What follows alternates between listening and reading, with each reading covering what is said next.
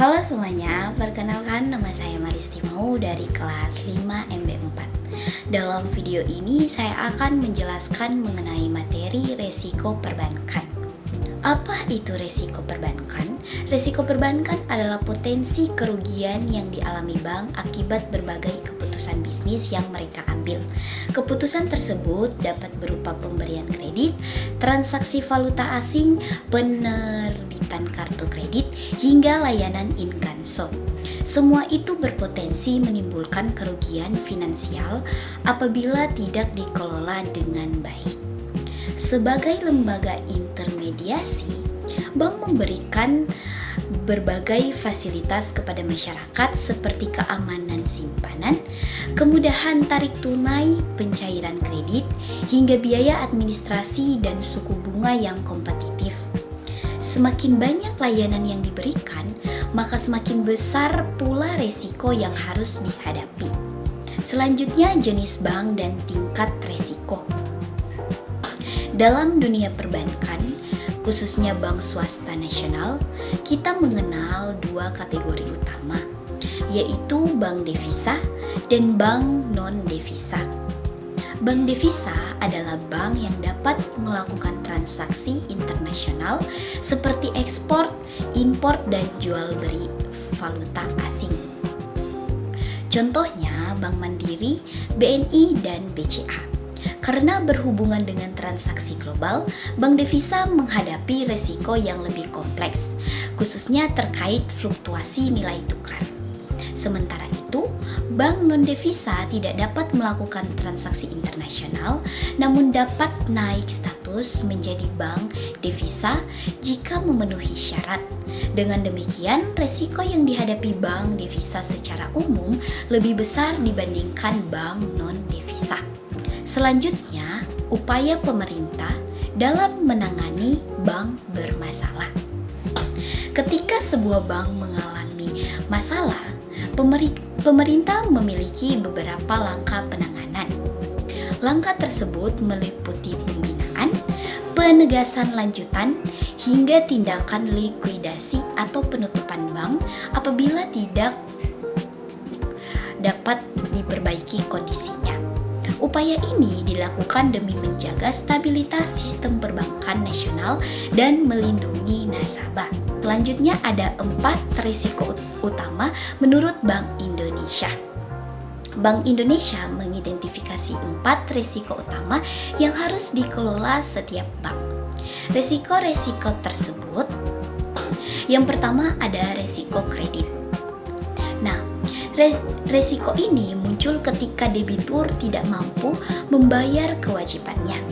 Resiko kredit merupakan resiko terbesar karena langsung memengaruhi pendapatan dan kelangsungan bank. Yang kedua, resiko pasar. Resiko pasar ini terjadi akibat perubahan kondisi ekonomi atau pasar yang tidak normal seperti fluktuasi suku bunga dan nilai tukar. Perubahan ini dapat menyebabkan kerugian signifikan bagi bank. Dan yang ketiga yaitu resiko operasional. Resiko ini berasal dari kesalahan internal seperti error pada sistem komputer, human error, atau prosedur kerja yang kurang baik. Resiko operasional dapat mengganggu pelayanan bank kepada nasabah. Dan yang terakhir yaitu resiko likuiditas.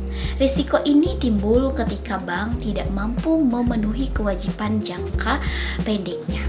Misalnya ketika banyak nasabah menarik dana secara bersamaan, sementara bank tidak memiliki cukup kas untuk memenuhi kebutuhan tersebut. Selanjutnya ada pengawasan perbankan. Untuk mencegah risiko semakin besar, pengawasan perbankan dilakukan melalui 2 jalur. Ada yang pertama, pengawasan internal. Pengawasan internal dilakukan oleh Direktur Kepatuhan, auditor internal, serta sistem pengawasan melekat di dalam bank. Tujuannya adalah memastikan kegiatan berjalan sesuai prosedur. Dan yang kedua yaitu pengawasan eksternal.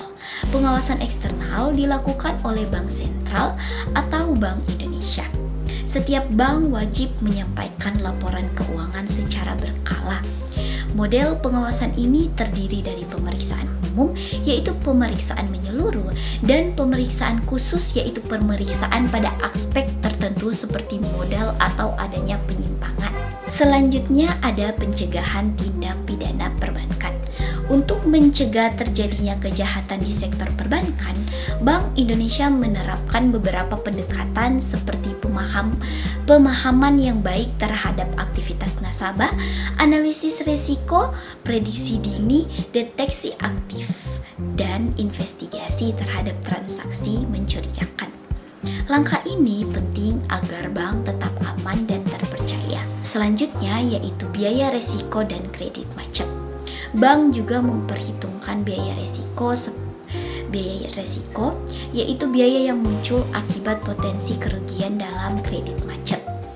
Untuk menghitungnya, bank dapat menggunakan dua pendekatan.